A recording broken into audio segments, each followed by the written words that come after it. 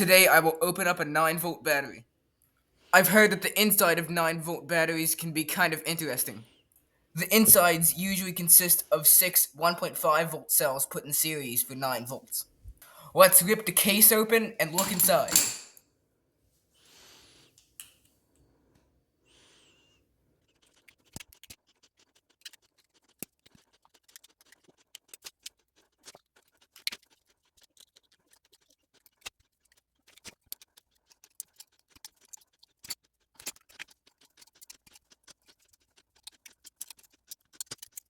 Alright, moment of truth.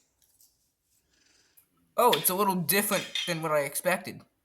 It has 6 weird square batteries instead of 6 AAAA batteries. 6 of these batteries probably has a higher capacity than the 6 quad A batteries.